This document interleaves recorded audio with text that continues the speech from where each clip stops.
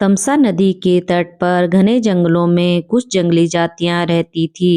वे लोगों को लूट मार कर अपना भरण पोषण करती थी। डाका तथा लूटपाट ही उनका मुख्य कर्म था। उनका सरदार क्रूरसेन बड़ा निर्दयी था। उसके कोई संतान नहीं थी। इसके कारण उसकी पत्नी बड़ी दुखी रहती थी। एक दिन उसने अपने पति से कहा, तुम डाकुओं के सरदार हो, लूट पाट कर इतना धन लाते हो, पर हमारे बाद इसे कोई खाने वाला तो है नहीं। फिर इस पाप की कमाई का क्या होगा, सोचो। क्रूरसेन ने कहा, इसका दुख क्यों मनाती है? अभी तक राहगीरों को ठगता लूटता हूँ, उनका धन छीन लेता हूँ। किसी दिन कोई बालक लूट कर लाऊंगा और उससे तेरी गोद भर दूंगा। उसकी पत्नी थोड़ी दयावान थी, बोली, हे भगवान, कैसी बात करते हो? सोचो उस माँ का क्या हाल होगा जिसका बच्चा तुम उसकी गोद से छीन कर उठा लाओगे। क्रूरसेन ने कहा, थोड़ा रो धो लेगी, फिर संतोष कर लेगी। जब उसे दूसरा बच्चा हो जाएगा तो पहले वाले को भूल जाएगी। तुझे अपना बच्चा कभी नहीं होगा, इसलिए तेरी खुशी के लिए मुझे ऐसा करना ही पड़ेगा। एक दिन सचमुच क्रूरसेन किसी ब्राह्मण के बच्चे को उठा लाया। उसकी पत्नी ने उसे माँ जैसा प्यार देकर पाला।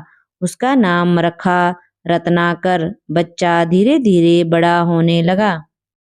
जिस तरह निर्दयी डाकुओं के बीच वह पल रहा था, वैसे ही संस्कार उसमें आने लगे। बड़ा होकर उसने भी अपनी जीविका इसी प्रकार लूट मार से शुरू कर दी। क्रूरसेन अब बूढ़ा हो चुका था। उसके इस बेटे ने उसी के काम को अपना लिया। माँ को थोड़ा बुरा लगता था कि यह ना जाने किस भले घर का लड़का है, हम लोगों की संगति संस्कार से लुटेरा बन गया है, पर वह कह कुछ नहीं पाती थी। लड़का जब जवान हो गया तो उसकी शादी कर दी गई। उसके घर में एक बच्चा भी हो गया। उन घने जंगलों में से जो भी यात्री आते जाते वह उनका धन सामान लूट लेता। एक दिन उस रास्ते से 5-6 ऋषि किसी यज्ञ में भाग लेने के लिए जा रहे थे। साथ में नारद जी भी अपनी बीना बजाते ईश्वर का भजन करते चले जा रहे थे। वे सभी साधु महात्मा थे। उनको किसी का क्या डर, ना उनके पास कोई धन था, ना किसी से बैर, इसलिए निर्भय थे। रत्नाकर ने एक साथ इतने साधुओं को आते देखा तो सोचने लगा, आह, आज तो खूब अन्न धन मिलेगा। ये साधु यजमानों से खूब धन पाए होंगे। अपने हथियार से लैस होकर अचानक साधुओं के सामने आया और डांट कर बोला, हे साधुओं, तुम्हारे पास जो भी अन्न धन वस्त्र हो सब रख दो और चुपचाप चले जाओ।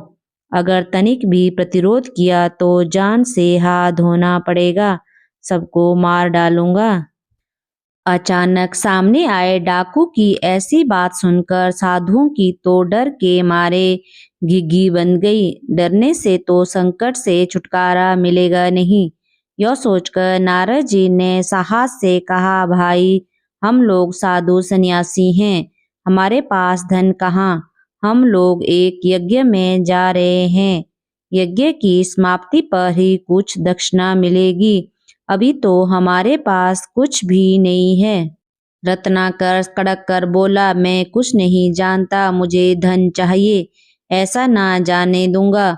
हो सकता है तुमने अपने इस तंबूरे में छिपा रखा हो, चुपचाप सीधी तरह से दे दो, अन्यथा मैं तुम्हारा तंबूरा तोड़ता हूँ। यह कहकर उसने नारद जी की बीना छीन ली। नारद ने सोचा, बड़े संकट में आ गए हैं, अब क्या करें। एक तो यह कर्म से डाकू और बुद्धि से मूर्ख, इसे तो दूसरी तरह से समझाना होगा। यह सोचकर नारद ने कहा, बीना मत तोड़ो, हमारे पास जो भी होगा वह तुम्हें देंगे। तुम जो यह लूटपाट करते हो यह बुरा काम है, इसका पाप भी लगता है। अपने परिवार के जिन लोगों के लिए तुम यह काम करते हो उनसे जाकर पूछो कि लूट का माल खाने पीने मौज करने में तुम सब मेरे भागीदार हो, पर इस बुरे काम का जो पाप फल है, क्या तुम सब मेरे भागीदार हो? इस पर बुरे काम का जो पाप फल है, क्या तुम सब उनमें भी मेरे भागीदार रहोगे? मेरे मरने के बाद जब मेरे कर्मों का हिसाब किताब यमराज के यहाँ होगा, तुम सब उस कर्मफल में भी हिस्सा लोगे। रत्नाकर ने कहा, अरे ऐसी बात तो किसी ने नहीं कही।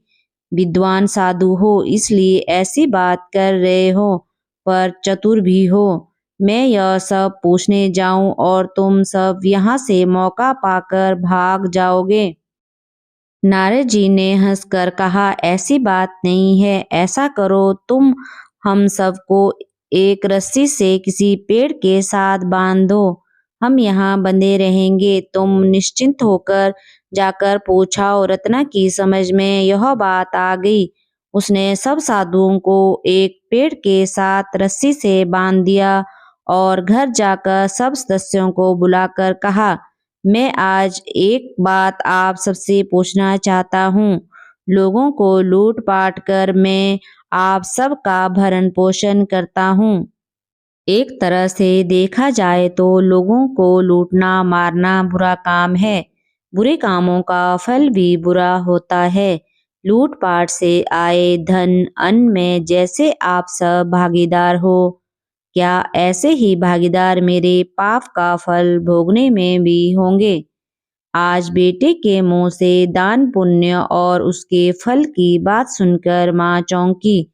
सोचा जरूर कोई बात है। तत्काल जवाब दिया, पुत्र, हर एक व्यक्ति को अपने कर्मों का फल अकेले ही भोगना पड़ता है। कर्मफल में कोई किसी का भागीदार नहीं होता। तुम्हारा काम परिवार का पालन पोषण करना है। वह तुम किस तरह करते हो यह तुम्हें सोचना चाहिए। हमारा भरण पोषण करना तुम्हारा धर्म है। हम खा पी रहे हैं, बुरे काम से यह सब लाते हो तो इस पाप कर्म का फल भी तुम्हें ही अकेले भोगना पड़ेगा। माँ के साथ पत्नी और बेटे ने भी ऐसा जवाब दिया। सुनकर रत्नाकर की आंखें खुल गई। वह भागकर साधुओं के पास आया और माँ पत्नी तथा बेटे का उत्तर बताया। नारद जी ने कहा, देखा, पाप कर्म के फल में कोई साथी नहीं होता, इसलिए अपना जीवन नष्ट मत करो। यह सब छोड़कर अच्छे काम करो। रत्नाकर को बड़ी गलीनी हुई। उसने साधुओं को छोड़ दिया और नारद के चरण पकड़कर कहा, देवऋषि, आपने मेरी आंखें खोल दी। मैं अब जीवन की राह बदल लूंगा। मुझे अब परिवार से कुछ लेना देना नहीं है। आप मुझे अपने साथ ले चलो और रास्ता दिखाओ। आपकी संगति में मैं इस पाप कर्म से छुटकारा पा जाऊंगा। रत्नाकर नारद के पास रहा। नारद ने उसे शिक्षा तथा ज्ञान दिया और तपस्या की विधि बताई। रत्नाकर सब भूलकर ऐसा तप करने बैठा कि अपना तन मन सब भूल गया। जहाँ वह समाधि लगाकर बैठा था उसके चारों ओर मिट्टी का बाल्मीक बन गया। उसी के बीच वह तपस्या में समाधि लगाए रहा। एक दिन नारद के साथ सरस्वती देवी आई। वर्षा से मिट्टी का बाल्मीक घुल गया। रत्नाकर की समाधि भंग कर नारद ने कहा, रत्नाकर उठो, तुम्हारी साधना तपस्या सफल हुई।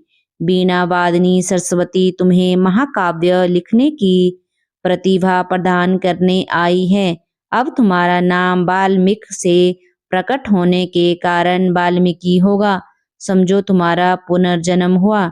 वाल्मीकि ने नारद और सरस्वती को प्रणाम किया। उन्होंने आगे चलकर भगवान राम के जीवन पर रामायण लिखी, जो वाल्मीकि रामायण नाम से प्रसिद्ध है।